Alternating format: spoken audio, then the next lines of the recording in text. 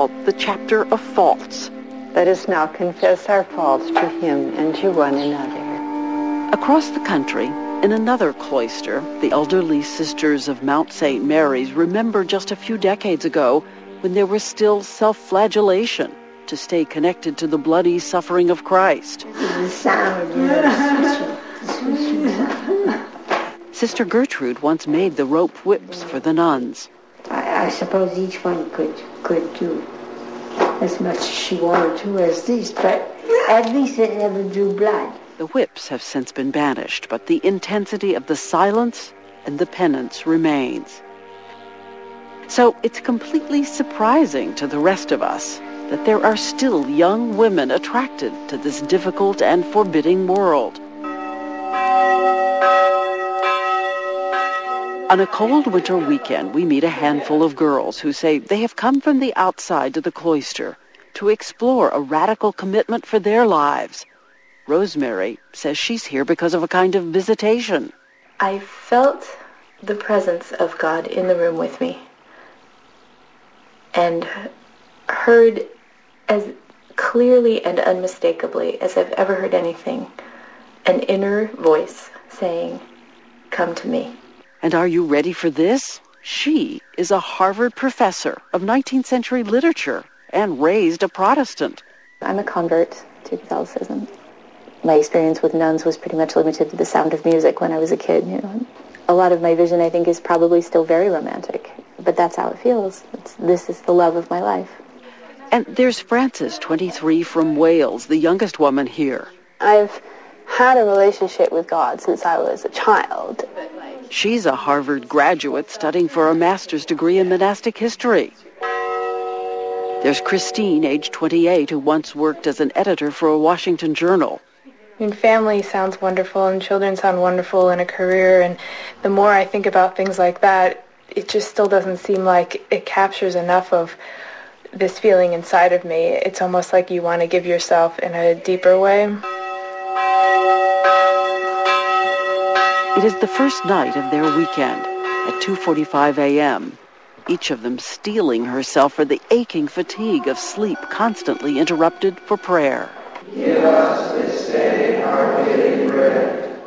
And something else these young women learned that most of us never knew about life inside the convent.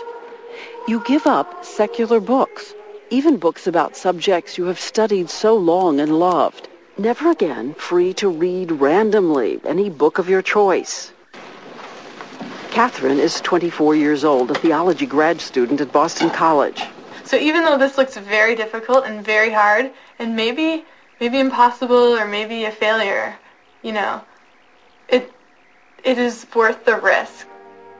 If these women do decide to join the cloister, they face a 9-year path from postulant to novice to final vows. A kind of wedding day when they become the special bride of Christ. These are pictures rarely seen. The bride offering herself to her divine husband. And we noticed so many of the nuns at both of the cloisters talk with all the passion of infatuated girls. It is by far the most intimate of relationships. To be in love with love itself is almost too much at times. I can't wait to die and go home to heaven. I can't wait to hug Jesus and to give him a kiss. He's the greatest lover the world has ever known, and he's mine. At the Poor Clares for the wedding, they style their hair elaborately for the last time. And we call it giving our Lord our crowning glory. And it's really something that's part of our being. And that's what you want to do when you love, to give something that really belongs to you. All your hair gathered as an offering on the cross. And after this moment, can you ever leave? What if you change your mind? After you've taken the solemn perpetual vow, can you then come in and say, "Not for me"? No. That would be a tragedy. We are told the spiritual consequences of leaving are considered dire. And in fact, only the Pope can give permission to dissolve a marriage between a nun and Jesus. But as morning dawns in the cloister, our young seekers are still intrigued. Some by the silence, some by the clothes. Catherine says, for her, let the devil wear Prada. I think their habit is pretty awesome.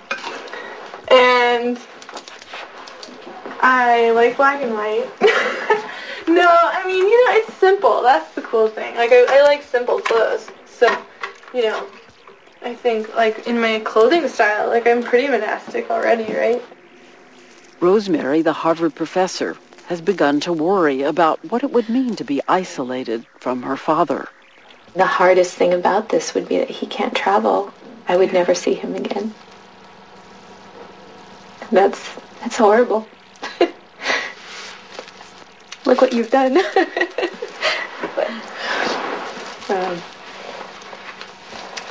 So from my perspective at this point in the process, that is the scariest and the most difficult thing to consider.